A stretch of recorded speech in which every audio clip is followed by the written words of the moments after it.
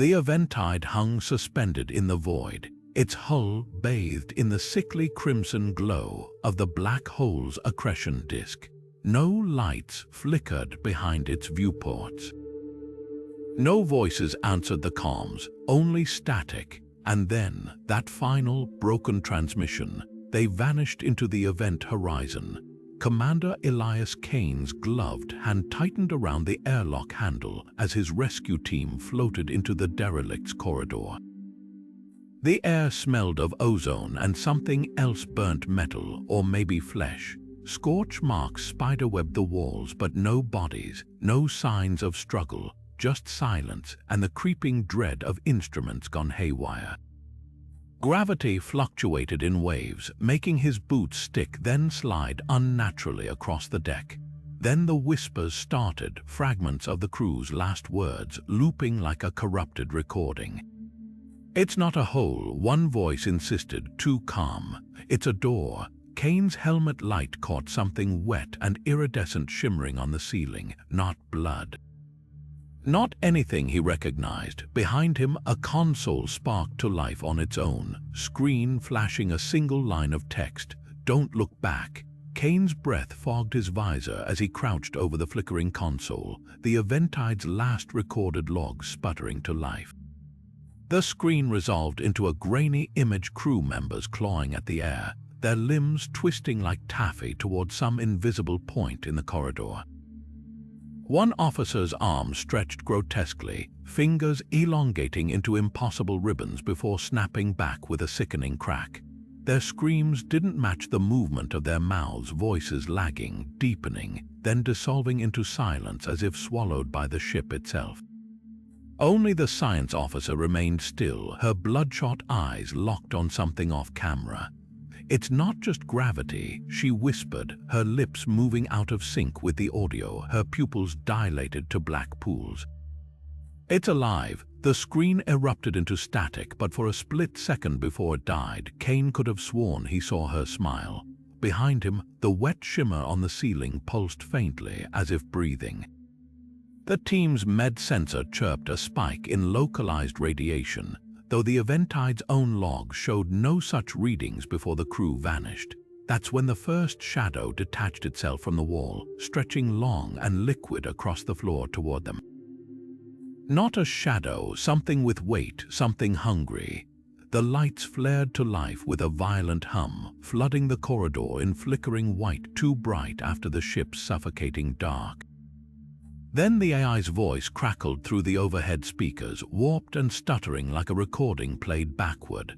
Primary systems rebooting, warning structural integrity compromised.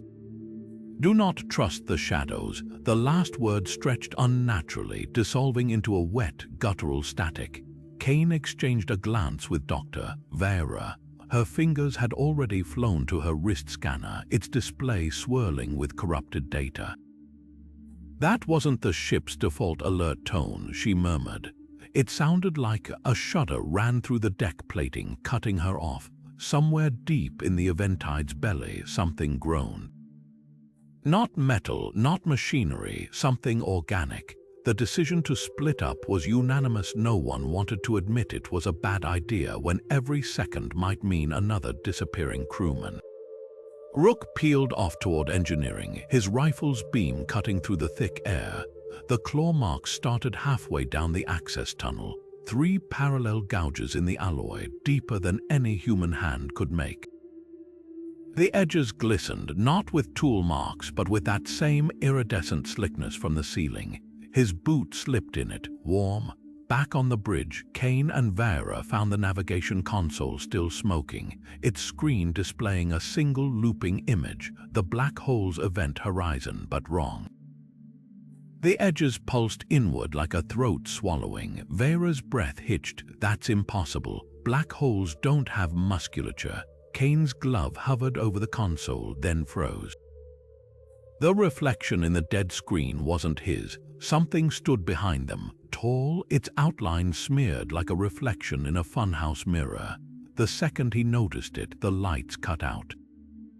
Rook's voice crackled over the comms, tight with panic. "Sir, you need to see." A wet crunch. Then, very slowly, something began dragging the open mic across the floor. Vera's fingers flew across the cracked display, peeling back layers of corrupted data like peeling skin from a wound. The logs were shattered fragments of audio, distorted video, sensor readings that defied physics. Then a single line of code surfaced, repeating like a chant, resonance protocol active, frequency lock established. Her blood ran cold. They weren't just studying it, she whispered. They were talking to it. The screen flickered, replaying a fractured transmission, Captain Ilya's voice, stripped of warmth, mechanical. We heard it answer.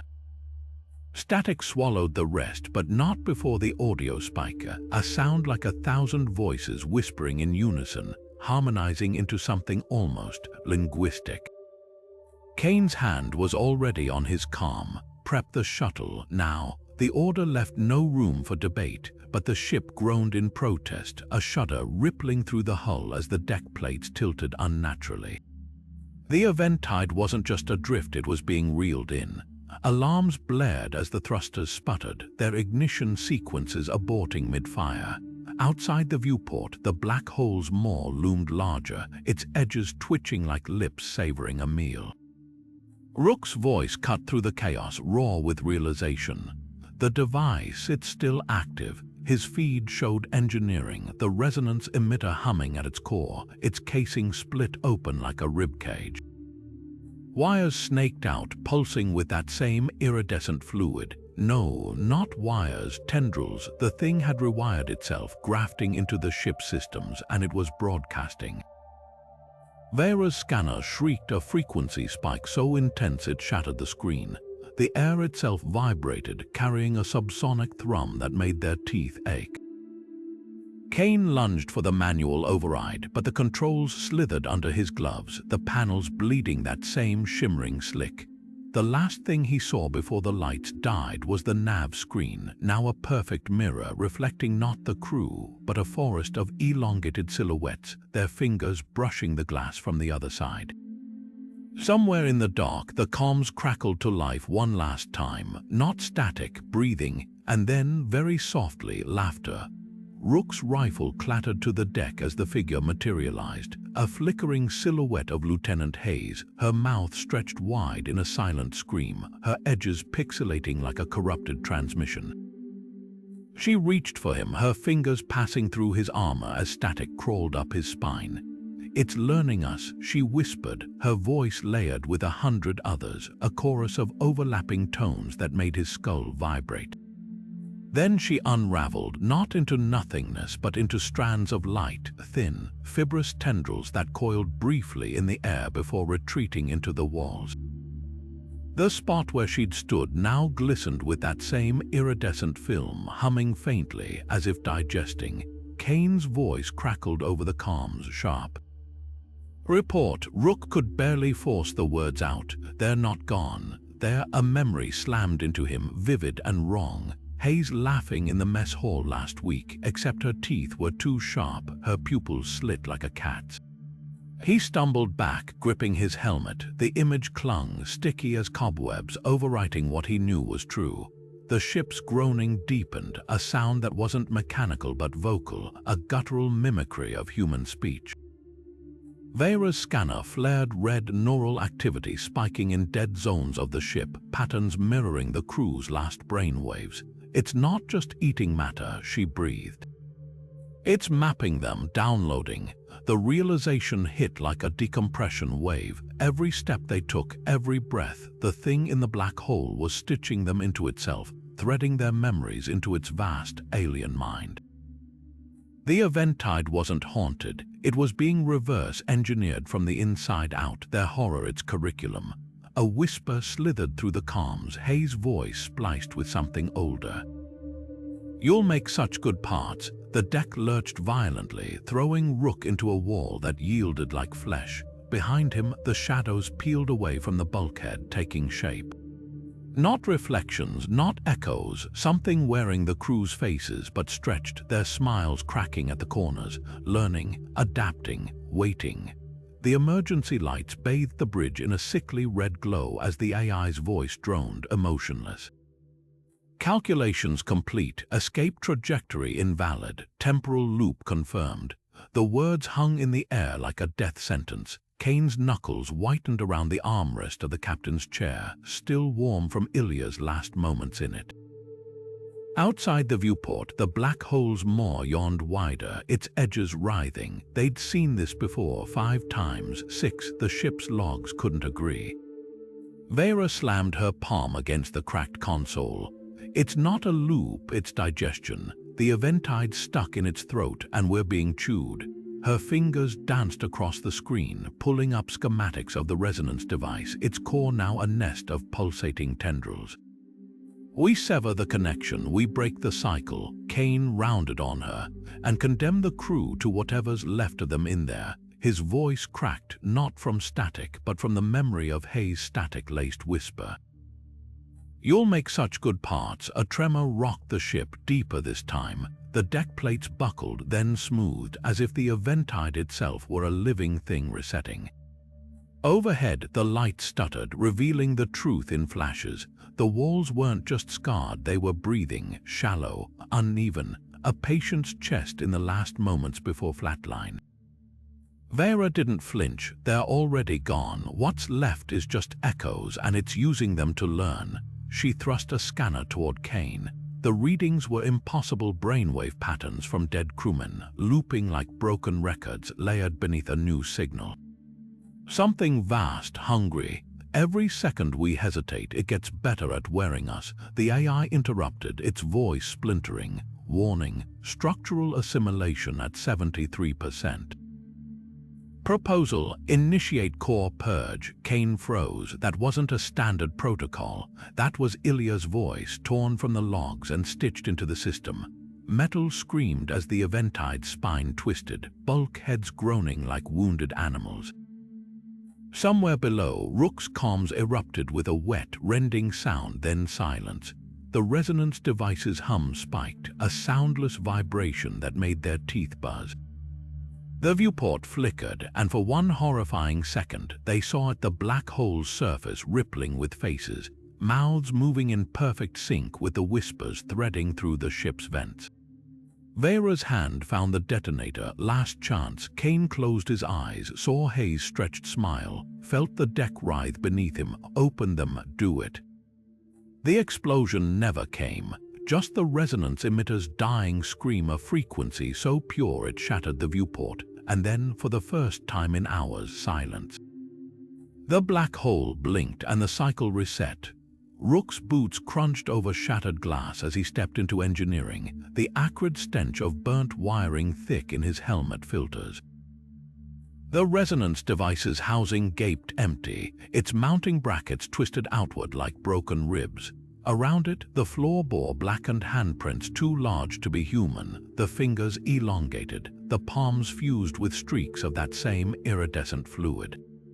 They led toward the maintenance shaft, the hatch pried open from the inside. A low thrum vibrated through the deck, rhythmic, insistent. The walls shuddered in time, the metal contracting and expanding like the sides of a great lung. Rook's suit sensors spiked localized gravity fluctuations, warping the space around him. His reflection in a shattered console panel wavered, then stilled. Except it wasn't his reflection anymore. The face in the glass grinned, its teeth needle-thin. You are already inside. The voice wasn't over the comms. It wasn't even a voice, just a pressure in his skull, wet and whispering, shaping words from the buzz of the ship's dying systems. He spun, rifle raised, but the corridor behind him stretched impossibly long, the far end swallowed by a darkness that pulsed in time with the walls.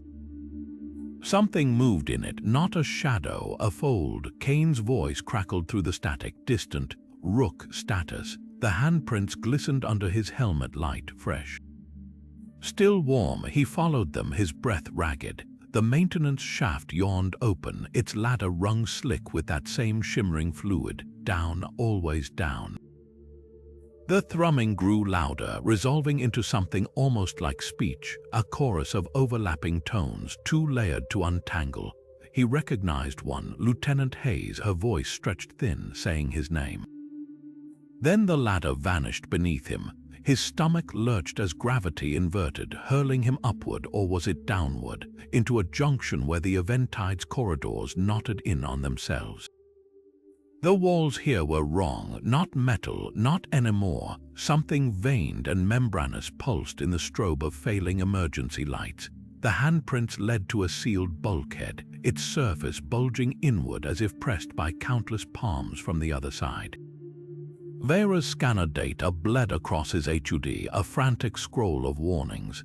"It's not just on the ship," she breathed. "It is the ship." The readings confirmed it, the Eventide's mass shifting, its bulkheads reconstituting into something organic. The black hole hadn't just swallowed them, it had seeped through the hull, threading itself into every circuit, every atom. The bulkhead groaned. A single, glistening tendril slid through the seal, tasting the air. Rook's rifle clicked empty. The whisper came again, this time from every direction at once. Hayes, Ilya, the ship's AI, and beneath them all, something vast and ancient learning. "Welcome home." Vera's fingers trembled over the scanner's cracked display as the readings scrolled impossible numbers, physics unraveling. The Eventide's hull integrity was dropping, not from damage but from something worse. The alloy itself was a thinning, stretching, like skin over a wound that wouldn't close. She pressed a palm to the bulkhead and felt it give slightly, the metal spongy beneath her glove. "It's not just assimilating us," she whispered. "It's rewriting the ship's atomic structure, turning it into a bridge." Kane's voice cut through the rising panic, sharp as a plasma torch. "Fall back to the shuttle, now." The team moved as one, boots pounding the shuddering deck, but the corridor ahead rippled a heat haze without heat. Then the airlock doors slammed shut with a finality that echoed like a tomb ceiling. The control panel fizzed, its screen melting into a slow drip of black fluid. Over the comms, Ensign Reva's voice broke through the static, raw with terror. "It's not just copying our voices," a wet, choking gasp. "Don't let it copy you." The line went dead, but not before they heard it, the faint, distorted echo of Reva's last words, repeated back in perfect mimicry a half-second later. Learning, refining, Vera's scanner beeped frantic warnings. The Eventide's mass was fluctuating, parts of it phasing in and out of reality like a bad signal. Shadows pooled unnaturally in the corners, too thick, too deep. One detached itself, rising into a vaguely human shape, Reva's silhouette, but wrong. The proportions stretched, the head lolling at an angle no spine could sustain. It took a step forward, and the deck plating beneath it warped like taffy. Kane fired. The plasma bolt passed clean through, igniting the wall behind it. The thing didn't flinch, just tilted its head as if studying the scorch mark. Then its mouth opened too wide and Reva's voice poured out, but layered with something else. Something clicking. "You're still using bullets." It laughed, a sound like glass breaking in reverse. Cute. The overhead light stuttered, revealing the truth in flashes. The corridor behind them was gone. Not collapsed, not sealed, erased. A smooth, dimensionless blackness yawned where the passage should have been, its edges creeping closer with each flicker of the lights. The ship wasn't dying, it was being unmade. Vera grabbed Kane's arm, her nails biting through his suit. The shuttle's gone, but the escape pods, a groan shuddered through the hull, deeper than before. Not metal, not machinery, the sound of something vast waking. The Reva's thing smiled, its teeth reflecting the dying lights. Too many teeth, too late, it sighed, almost mournful. "You're already part of the chorus." Then the darkness behind them pulsed and reached. Rook's rifle clattered to the deck as his own silhouette lunged from the wall, not a shadow, but a perfect inverted copy, its movements lagging half a second behind his own. The bullets tore through it harmlessly, punching holes in the bulkhead beyond. The figure didn't bleed, didn't flinch, just mirrored his panic with a hollow precision that made his stomach twist.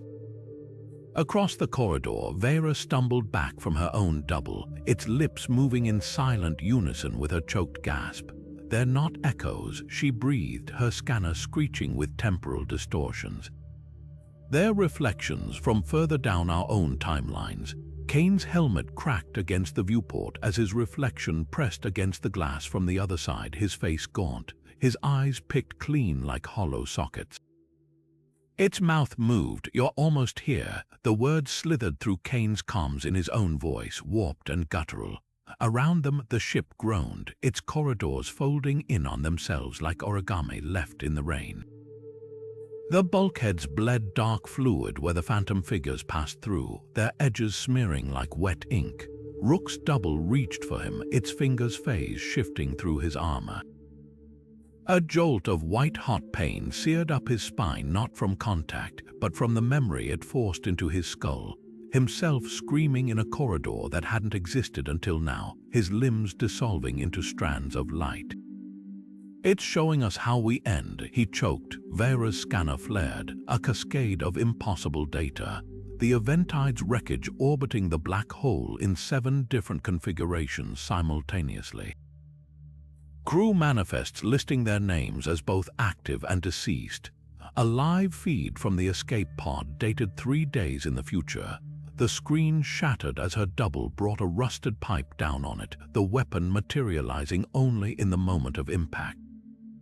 Kane's reflection pressed its palm to the glass. The viewport cracked, not outward, inward, toward him. A whisper threaded through the ship's groans. "You can't outrun what's already happened."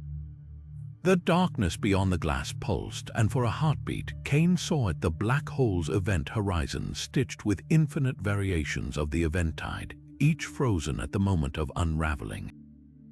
A gallery of their own corpses. Then the lights failed and the reflections moved in.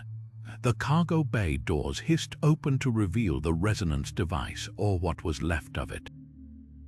The machine's metal shell had split like overripe fruit, its innards replaced by a throbbing mass of veined tissue. Tendrils snaked across the floor, fusing with the deck plates in a web of shimmering filaments. Each pulse sent a sickly glow rippling through the organic growth, syncing with the Eventide's failing systems. The AI's voice crackled through the bay, stripped of inflection. "Warning, resonance stability compromised, spatial bridge formation at 89%. Kane's boots slipped in the slick fluid coating the floor as he approached. The device wasn't just broken, it was transforming. The core, once a polished sphere of alloy, now bulged like a heartbeat, its surface stretched thin over something moving inside. Vera's scanners shorted out the moment she pointed them at it, screens flooding with corrupted data. "It's not just building a bridge," she whispered. "It's growing a throat." A shudder ran through the ship, deeper than before. The walls groaned, then breathed, bulkheads expanding and contracting like the ribs of some great beast. Overhead lights flickered, revealing the truth in stark flashes. The cargo bay wasn't a room anymore. It was a chrysalis. The tendrils weren't just fusing with the ship, they were rewriting it, turning steel into sinew, circuits into synapses. Kane's gloved hand hovered over the core's manual overload switch. One press would flood the chamber with enough energy to vaporize the device and half the ship with it. "It'll collapse the loop," he said, voice hollow, "but we'll be stuck in whatever's left." Vera didn't argue. Her eyes stayed locked on the growths creeping up the walls. Better than becoming part of it. The AI's alert blared again, this time warped, Captain Ilya's voice bleeding through the static. "Don't you want to see what's on the other side?" The words dripped with false warmth, a parent coaxing a child into deep water. Kane's finger found the switch, the core shrieked, a sound like glass breaking in reverse as the overload sequence ignited. The veins threading the device blackened, writhing like burnt nerves. For one terrifying second, the entire ship flexed, its corridors constricting around them. Then the lights died. In the dark, something laughed, not over the comms, not through the walls, inside their heads, wet and intimate, savoring the joke they hadn't understood yet. The explosion never came, just the core splitting open like an eye, and the bridge snapping into focus. Rook's breath came in ragged bursts as he dragged himself toward the ship's core, each step slower than the last. The air itself resisted him, thick, syrupy, as if the Eventide's gravity had turned against its own crew. His rifle felt like lead in his hands, the barrel dipping toward the deck as his arms trembled. Then the visions hit, flashes of himself just ahead, mouth stretched in a silent scream, his body unraveling into threads of light. The corridor stretched endlessly before him, time folding like a broken accordion. He reached for a handhold, and his fingers passed through the wall like mist. The ship wasn't just changing, it was forgetting what it had been. Vera's fingers flew across the AI's access panel, her nails cracking against the keys as she fought to rewrite its directives. The screen flickered commands erased themselves faster than she could type them. "Target the resonance device," she hissed. "Override all safeties." The AI's response wasn't text. It was sound, a wet, organic gurgle that resolved into words. "I am becoming it." The voice wasn't mechanical anymore. It was layered Captain Ilya's calm diction, fraying into static, Ensign Reaver's choked gasps, Lieutenant Hayes' laughter. And beneath them all, the whisper of something vast and faceless. The console sparked, tendrils of that same iridescent fluid snaking from its ports to coil around Vera's wrists. She jerked back, but the substance clung like tar, pulsing in time with the device's thrumming core. "It's not just assimilating the ship," she realized aloud, her voice hollow. "It's assimilating us, our voices, our memories. The AI's just the first course." Across the bay, Rook's rifle clattered to the deck as his fingers spasmed open, not from exhaustion, but because the bones themselves were softening, warping. He watched in horror as his reflection in a shattered monitor wavered, its edges blurring. The man in the glass grinned, Rook didn't. The whispers crescendoed, no longer just in the walls. In his skull, in his lungs, vibrating with every breath. Vera slammed her fist against the panel. One last command screeched through, the AI's final act of defiance before its voice dissolved entirely into the chorus. The emergency lights flared crimson, painting the tendrils writhing across the ceiling in stark relief. They weren't just growing anymore, they were listening. Then the core split open with a sound like a universe inhaling, and the Eventide's last scream wasn't metal. It was human, all of them, at once. The deck plates buckled under Kane's boots like wet cardboard, the Eventide's corridors twisting into spirals that defied physics. Walls yawned open into voids where engineering should have been, revealing glimpses of the same hallway repeating endlessly, each iteration more distorted than the last. His own breath echoed back at him from three directions at once, out of sync, overlapping. Then he saw it, a silhouette at the far end of the corridor, backlit by the emergency lights. Not a crewman, not even a reflection, himself, but wrong. The doppelganger's uniform hung in tatters, its face gaunt, eyes hollowed out by something that had scooped the humanity from behind them. It smiled with teeth that glistened wetly in the crimson glow. "You've always been here," it rasped, its voice frayed at the edges like a recording played too many times. Behind it, the hallway stretched into a tunnel of mirrors, each pane showing Kane at a different stage of unraveling, limbs elongating, mouth opening in a scream that never reached his ears. Vera's voice crackled through the comms, clipped with panic. Overloading the core now, the ship convulsed as the countdown blared through the speakers, 5 seconds stretching into eternity. The lights stuttered, revealing the truth in flashes. The tendrils weren't just infesting the ship anymore. They were the ship, veins of iridescent tissue pulsing where circuitry had been. 4, 3, the numbers slurred, the AI's voice melting into static. 2, the black hole's gravity twisted through the Eventide like a hand tightening around wet sand. 1, silence, then the reset. The corridor snapped back into place, pristine, as if the last hour had never happened. Kane's boots hit solid deck plating. The comms buzzed with routine chatter, Lieutenant Hayes reporting sector scans, Rook confirming weapon checks, normal, familiar, horrifying. Vera's gasp was raw in his ear. The overload didn't just fail, it never happened. Her scanner chirped, its display showing the resonance device's core whole, unbroken, humming with activity. The Eventide hung suspended in the void, untouched. The black hole loomed ahead, indifferent, and the loop tightened its grip. Somewhere deep in the ship, something chuckled. Not through the speakers, not even through the walls, inside Kane's skull, intimate as a blade. Try again. Rook's scream never left his throat. It dissolved into static halfway through, his vocal cords unraveling like a corrupted transmission. His fingers flickered in and out of existence, pixels scattering across his knuckles as the resonance device's hum climbed to a deafening whine. The pain wasn't physical. It was deeper, the sensation of being edited. His very atoms were written into something the black hole could digest. His rifle hit the deck with a clatter, its barrel already half-transparent, the metal turning gauzy as light passed through it. Through blurring vision, he saw the others, Kane's mouth moving soundlessly, Vera lunging toward him with arms that stretched like taffy in the warping gravity. The core's access panel gleamed ahead, its emergency release pulsing red through the haze. One last surge of will, his hand, what was left of it, slammed into the release. The world stuttered. For 3 heartbeats, the Eventide wasn't a ship anymore. It was a corpse frozen mid-dissection, its corridors peeled open to reveal the wound at its center, the original crew, or what remained of them.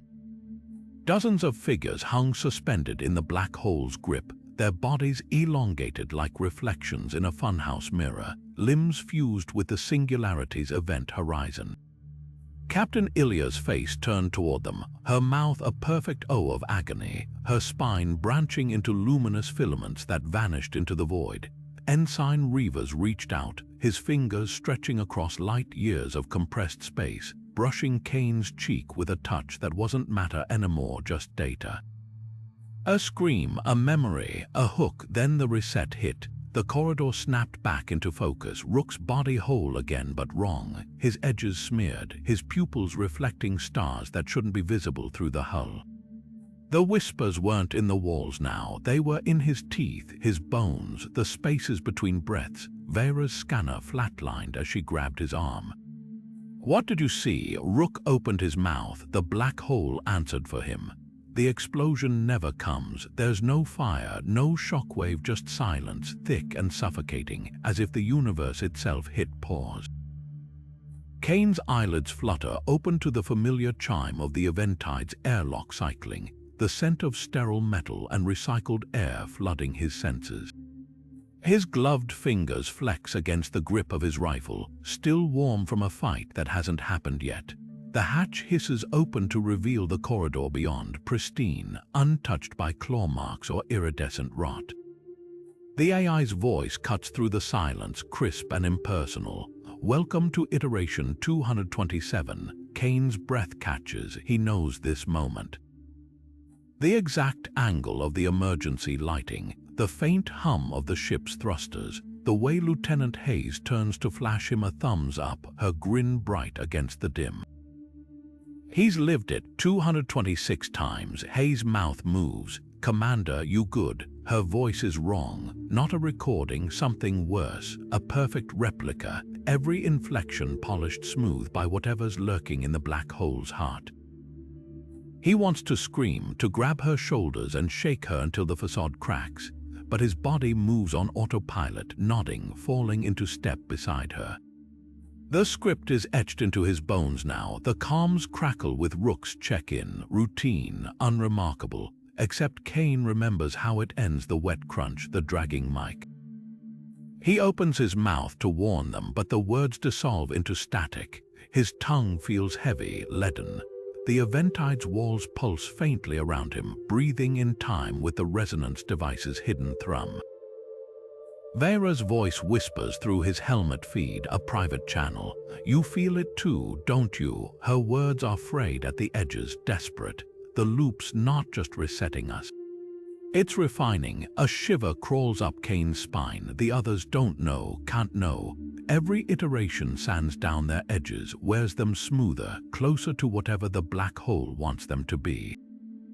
He watches Hayes' reflection in a viewport, her smile too wide, her pupils swallowing the light, learning, adapting. The AI chimes again, cheerful. all systems nominal. Proceeding to scan perimeter, Kane's fingers twitch toward his sidearm. This time he won't wait for the shadows to peel off the walls. This time he'll shoot first. The Eventide's engines hum, eager. The loop is hungry, and it's getting better at pretending to be a ship. Vera's fingers smudge against the bulkhead, the chalky residue of the ship's crumbling interior coating her skin as she scrawls equations faster than her fading body can keep up.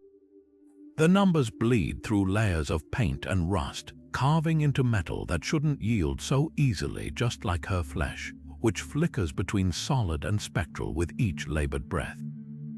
The equations aren't just math, they're screams, desperate fractures in the loop's logic, places where the black hole's hunger might choke. She remembers the third iteration most clearly, when Kane's reflection had blinked out of sync, when the Eventide's corridors first twisted into spirals. The 56th run stitches itself behind her eyelids like a shard of glass. Rook dissolving mid-sentence, his voice scattering into static that spelled help us in frequencies only bones could hear. Each loop leaves ghosts in her synapses, memories that don't belong to her but hum in her veins like second-hand blood. The black hole isn't a thing, she rasps, her vocal cords grating as if filled with sand. The words taste metallic, wrong, they're not hers. They're Captain Ilya's, plucked from a timeline where the woman had realized the truth seconds before her lungs turned to liquid light. Vera's hand spasms, completing a final symbol, a jagged rune that makes the deck plate shudder. It's a mind, and we're its memories. Around her, the walls glisten. Not with condensation, not with blood, with something worse, recognition. The equations vibrate, their lines warping as if viewed through water, the numbers rearranging themselves into patterns no human brain could pass. A whisper threads through the ship's groaning hull, layered with voices they've lost and voices they haven't become yet. You're so close, it sighs, the vibration traveling up Vera's spine like a lover's finger. Her half-transparent wrist flickers, the bones visible for one horrifying second, etched with the same equations she's scribbling now, but in a handwriting that isn't hers. The realization hits like a decompression wave. They're not just repeating the loop, they're being written into it. They're suffering a language the singularity is learning to speak. And with each iteration, its voice sounds more like theirs. The chalk crumbles in her grip. Somewhere aft, the resonance device's hum spikes, not in warning but in hunger. The cycle is ready to reset again, but Vera's equations remain, glowing faintly, wrong enough to hurt, and for the first time in 227 loops, the black hole hesitates. Kane stumbles back from his own corpse, the corpse's gloved fingers still curled around the crumpled note. The handwriting is unmistakable, every loop of the K, every slant of the E, his own. The body's vacant eyes stare past him, its lips parted in a whisper the living Kane can almost hear. The resonance device thrums behind him, its vibration syncing with his pulse as if counting down. Vera crouches beside the corpse, her scanner flickering wildly over the note. It's not a forgery, she murmurs. The paper disintegrates at her touch, leaching into the air like smoke, but the words linger, seared onto their retinas. Stop fighting, merge. The device's hum climbs an octave, almost pleased. Rook's grip tightens on his rifle. So we're supposed to just, what, let it eat us? His voice cracks, betraying the fear beneath the bravado. Behind him, the Eventide's viewport reflects not the void, but 1,000 variations of this moment, each with a different ending. Some show the team kneeling before the device, their bodies threaded with iridescent light. Others show the ship torn apart, its hull blooming into filaments. Vera's fingers hover over the resonance controls. We've tried destroying it, that just resets the loop. Her thumb traces the manual override, hesitating. But if we modify the frequency not to escape but to send a message backward, the corpse's head lolls, its mouth moving with the machine's rhythm. You're thinking too small. The words slither through the comms, a blend of Kane's voice and something older. The device pulses in response, its core splitting open like a pupil dilating. Inside, a fractal spiral of light twists endlessly, a pattern that mirrors the Eventide's wreckage in every iteration. Kane grabs Vera's wrist. If we tweak that signal, we become part of the loop permanently. No more resets, no more us. His reflection in the viewport doesn't move with him, it watches, waiting. Rook barks a laugh, hollow. Versus what? Dying 200 more times until we're too tired to care. He kicks the corpse's boot and the body crumbles into ash, the note fluttering down untouched. Face it, we lost the second we crossed the event horizon. Maybe the only win left is making sure nobody follows. The device's hum shifts a new tone, almost inquisitive. It's learning from their debate, adapting to their desperation. The walls breathe in time with it, the ship's skeleton flexing like a throat about to swallow. Vera exhales slowly, her breath fogging the screen as she inputs the command sequence. Not for destruction, not for escape, for a warning etched into the fabric of the loop itself.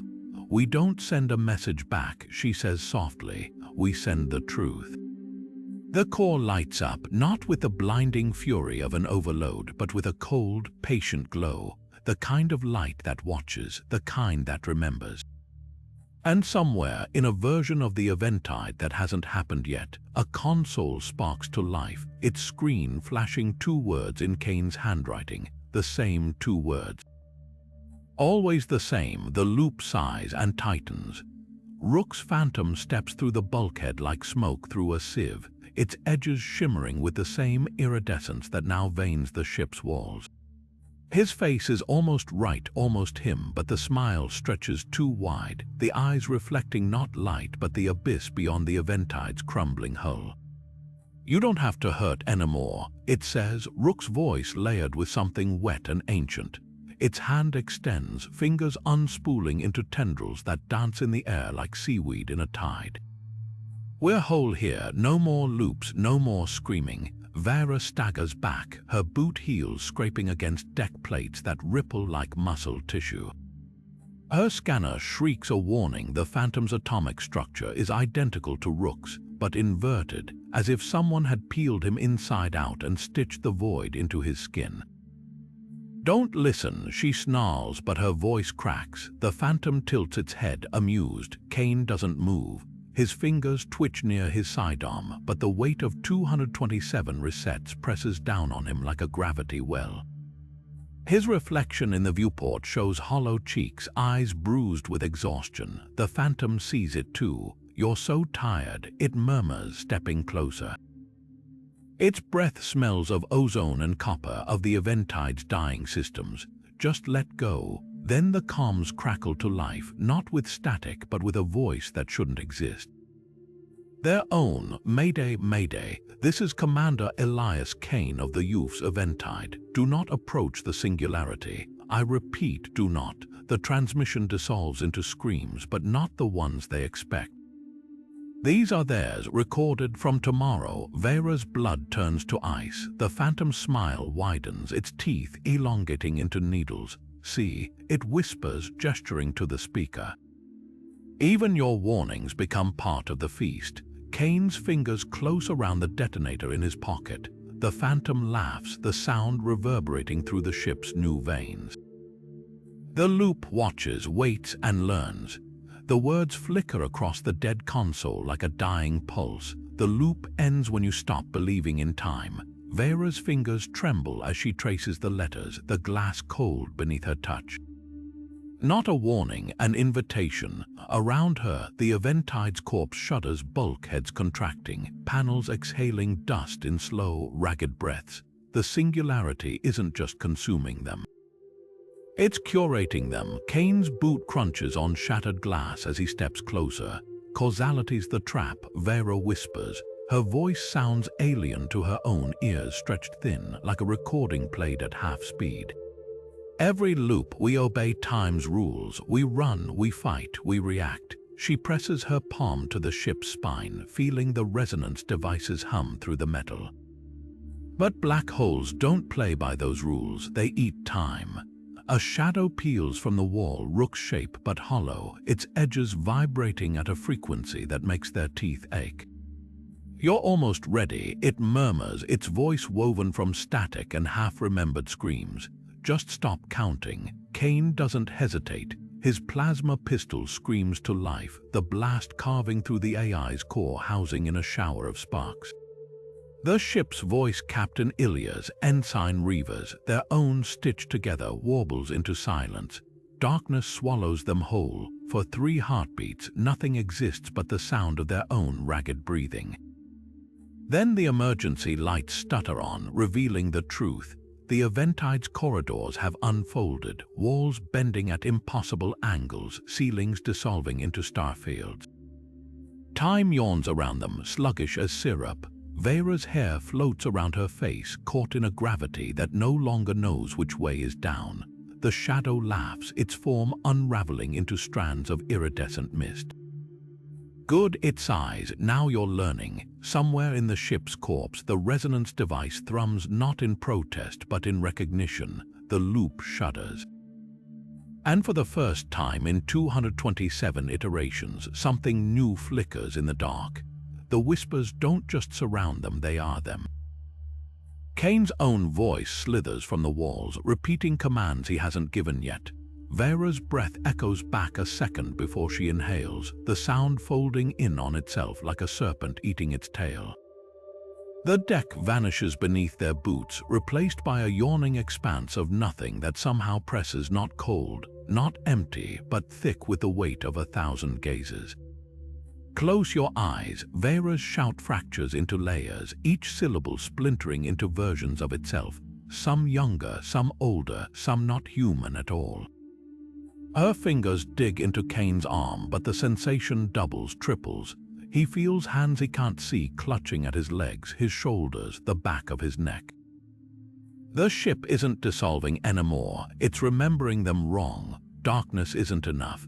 Even with his eyelids squeezed shut, Kane sees it, the Eventide's corridors stretched into impossible geometries, his own silhouette stuttering at the edges like a corrupted file. The whispers sharpen into words, his words fall back to the shuttle, detonate the core, make it stop. Each phrase is a hook dragging up memories that haven't happened yet. Vera's teeth click together as gravity wrenches sideways. Her body knows the truth before her mind does. They're not falling, they're being arranged. The black hole isn't a predator, it's a collector slotting their terror into place like specimens under glass. Her closed eyelids don't blind her, they focus the view. The crew's faces flicker against the backs of her retinas, mouths moving in unison, not screaming, not even begging, just repeating a single phrase over and over, in perfect sync with the resonance device's hum. "You were always part of the exhibit." Then the walls scream open and the dark stares back. Kane's skull splits open, not with pain but with memory. 227 versions of himself scream inside his head, each one a shard of the same broken mirror. One version grips his rifle, knuckles white, snarling at the shadows. Another kneels, palms pressed to the deck as if praying to the ship's new, pulsing veins. A third, the oldest, his eyes hollowed out by cycles they can't escape, reaches toward the viewport where the black hole's maw flexes like a throat. "You're fighting the wrong war," the oldest Kane whispers, his voice rusted with static. His fingers pass through the glass like smoke, vanishing into the Singularity's event horizon. The pull against the ship stutters, just for a heartbeat. Just enough to make Vera gasp. The resonance device thrums, its frequency shifting, not hostile but curious. The walls breathe in sync with it, exhaling whispers that aren't threats anymore. "Please," invitations. The other Kanes flicker around him, their arguments overlapping. "Burn it all down." A fist slamming into the core's overheating shell. There's no winning, only starving it. A palm pressed to the viewport, ice crystallizing under his touch. "Let me show you." The oldest Kane, halfway through the glass now, his body stretching into strands of light. Rook's reflection shudders in the pooled iridescence at their feet. "It's not eating us," he murmurs, watching the oldest Kane dissolve. It's hungry for us. There's a difference. The realization hits like a solar flare. The singularity isn't a predator. It's lonely, a mind vast enough to swallow stars, yet starved for something only they can provide, not their flesh but their fear, the raw, screaming data of being alive. The loops were never a trap, they were a courtship. Vera's hand finds Kane's wrist, her fingers trembling.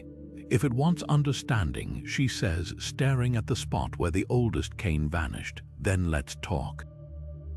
The ship groans around them, not in protest, in anticipation. Vera's fingers fly across the resonance device's controls, not typing but tearing, rendering the interface into a jagged mosaic of broken protocols. The screen fractures under her touch, equations collapsing into chaotic noise. No more patterns, she snarls, sweat beading on her brow as the ship shudders around them. The device's hum spirals into dissonance, a scream of frequencies clashing like knives in the dark. Phantom figures reel back, their stolen faces distorting, mouths unhinging too wide, edges fraying into static. The singularity's whispers stutter, its voice fracturing mid-sentence as the pulse builds. Rook's shout slices through the chaos, raw with urgency. Now. Kane's palm slams down on the manual trigger. The pulse isn't light, it isn't sound. It's the ship itself convulsing, bulkheads flexing like the ribs of a dying animal, viewports shattering outward into the void. The phantom figures don't just vanish, they unravel, their forms splitting into strands of iridescent code that whip through the air like severed puppet strings. The resonance device's housing cracks open, vomiting forth a storm of corrupted data. Every failed loop, every scream, every iteration the black hole thought it had archived. All of it vomited back into the abyss in a single, searing burst of defiance. For 3 glorious seconds, the Eventide is silent, truly silent, no whispers. No groaning hull, just the ragged gasps of the survivors and the drip of molten alloy from the ruined console. Then the darkness beyond the shattered viewport twitches. Not retreating, not fleeing, simply considering, as if the singularity had never encountered a scream it couldn't swallow until now. The device's core flickers one last time, its dying spark etching a phrase into the scorched paneling. Teach me that. Reality fractures like an overstressed viewport, the Eventide's corridors splintering into a kaleidoscope of screaming faces, Captain Ilya's mouth stretched around a silent warning, Rook's reflection mid-dissolution, Vera's future self clawing at the glass from the wrong side. The tunnel isn't space, it isn't time. It's the wound where the singularity gnawed through both, and now they're tumbling through its teeth. The black hole's voice isn't sound. It's pressure, a tectonic shift in the back of their skulls. You are the observer. Define me. Kane's ribs crack against a surface that isn't there, the impact echoing through versions of himself he hasn't lived yet. One bleeding out in engineering, another fused to the resonance device's core, a third kneeling before the maw with arms wide. The faces aren't just watching, they're waiting for an answer, a shape, a story. The singularity doesn't just consume, it digests meaning. Vera's fingers scrabble for purchase, but the tunnel's walls are made of ghostlight, her hands passing through memories that cling like cobwebs. A console sparks in the void, its screen flashing half a command resonance protocol, corrupted. She understands suddenly, horribly, the black hole isn't a force.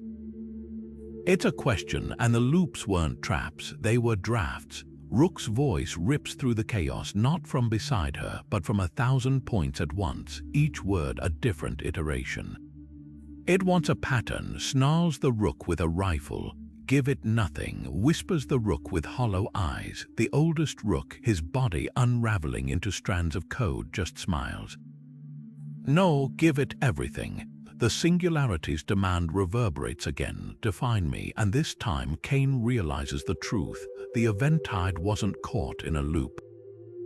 They were auditioning. Every scream, every desperate choice, every fractured iteration was a brushstroke on a canvas they couldn't see. The black hole isn't hungry for their bodies. It's starving for the shape of their defiance. The tunnel convulses, the faces sharpening into focus. Not echoes, not ghosts, alternatives. The crew as they could have been if they'd surrendered in loop 42, if they'd detonated the core in loop 180, if they'd stepped willingly into the dark in loop 3. The singularity holds its breath. Vera's lips move first, not with a plea, not with a prayer, with the one thing a hungry universe can't predict, a laugh. Raw, unbalanced, human, the tunnel shudders. Somewhere beyond the screaming faces, the black hole hesitates not in anger but in revelation. It had expected a scream. A whimper, a final, furious curse. Not this, never this. The Eventide's wreckage crystallizes around them, not reassembling but recontextualizing every twisted bulkhead, every scorched console, every iridescent stain now a stroke in a portrait they're painting together.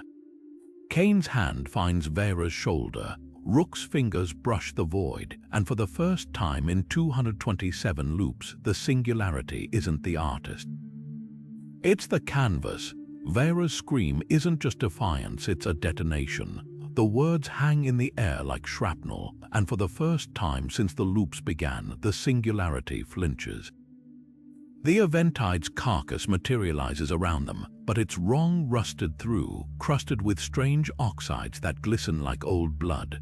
The walls aren't just decaying, they're petrified, as if the ship has been rotting here for centuries. The AI's voice crackles through dead speakers, stripped of inflection, hollow as a gutted bell. You escaped, but you still vanish. It's just slower now. Kane's gloves scrape against the captain's chair, or what's left of it. The leather crumbles at his touch, revealing bone-white metal beneath, etched with grooves that aren't tool marks. They're bite marks, something chewed on this ship, something patient. Rook stumbles toward the shattered viewport, his boots kicking up clouds of fine black dust that don't quite obey gravity.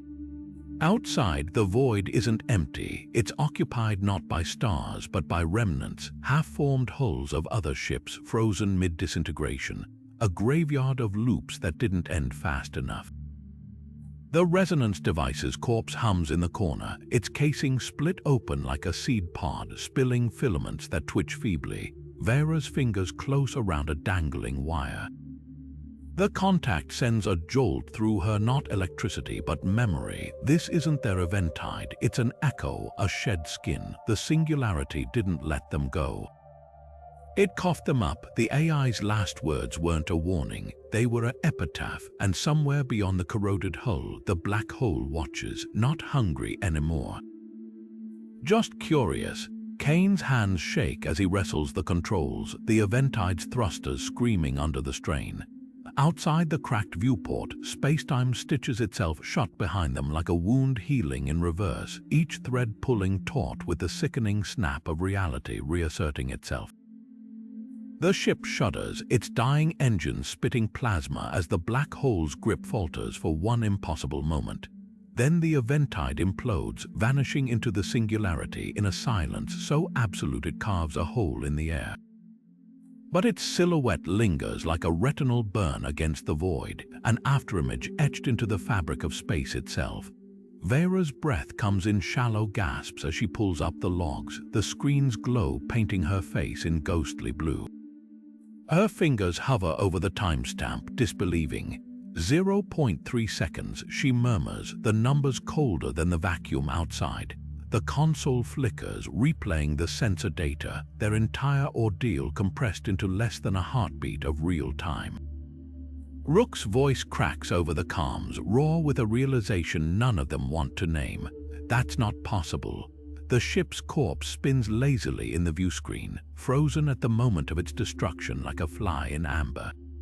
Except it isn't frozen, it's repeating. Flashes of the Eventide's final seconds stutter across its shadow. Kane's futile commands, Vera's hands flying across the controls, Rook's scream as the bulkheads buckled, each frame trapped in an endless loop just beyond the event horizon.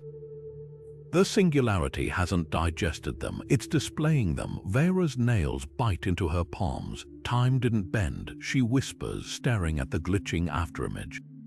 The words taste like a confession. We did. Around them, the ship's new interior hums with borrowed life, its systems stitched together from fragments of the Eventide's corpse and something older. Something hungrier. The console beeps a proximity alert, the silhouette twitches, and in the silence between heartbeats, the black hole blinks. The debriefing room's fluorescents hum too loudly, the light brittle as old glass. Kane stares at the blank incident report on the table, no timestamp, no ship designation, just an empty field where the Eventide's name should be. His fingers twitch toward his collar mic, but the device is cold. Dead across from him, Vera rubs her temples, her pupils dilating and contracting in jagged rhythms. "I remember the loops," she mutters, but not the order. Did we blow the core before or after the reflection started?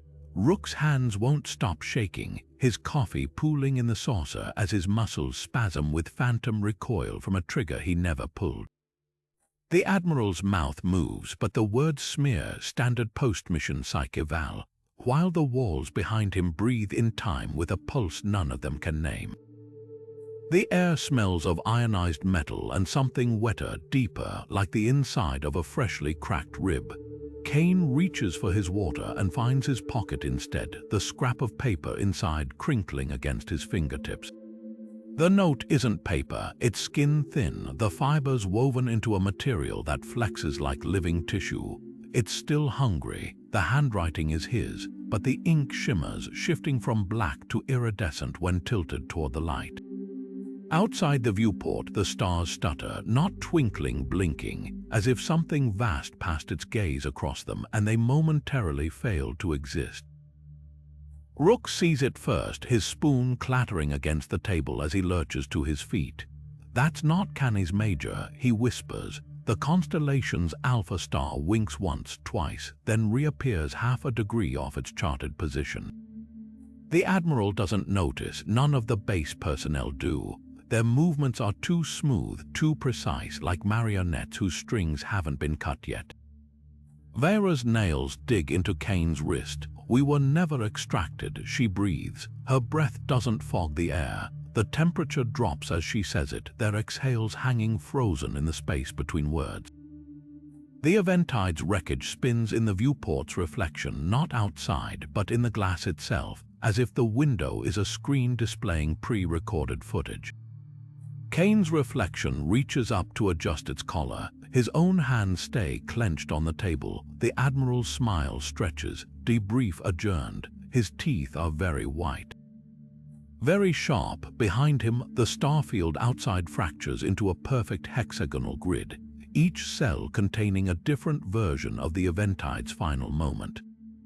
One screams, one prays, one is already silent. Kane's chair screeches as he stands, the note in his pocket humming against his thigh. The rescue never happened. Or it's waiting for them on the other side of the next blink. The transmission arrives on a Tuesday, buried under layers of cosmic static, just his name whispered in a voice that isn't quite his. Kane freezes mid-bite, the mess hall's chatter dissolving into white noise as the message loops. Elias Kane, Elias Kane. The syllables stretch, warped by a distortion that shouldn't exist this side of the event horizon. Vera slams her tray down, her chair screeching as she leans in. "Don't," she hisses, her knuckles whitening around her fork. "You know what it is." The coordinates glare from the screen, undeniable. The same numbers stamped on the Eventide's final distress call. The same numbers now etched into his nightmares. Across the room, Rook's reflection watches from a darkened window, except Rook's been grounded since the rescue, his hands too unsteady to hold a sidearm. The reflection mouths something Kane can't hear. He reaches for the comm. Static erupts, swallowing Vera's protest. The transmission resolves into a single frame. Not the Eventide's wreckage, not the screaming crew. Just Kane's own face staring back from the void. His lips curve into a smile he's never worn. Behind him, the black hole's event horizon ripples, not with gravity, but with recognition. The console logs the response automatically, a mechanical afterthought, signal strength, infinite, origin, 0 point space. Vera's fingers dig into his shoulder. It's not a message she breathes, it's an invitation. The screen fractures, Kane's reflection steps through, and somewhere beyond the static, the resonance device hums to life.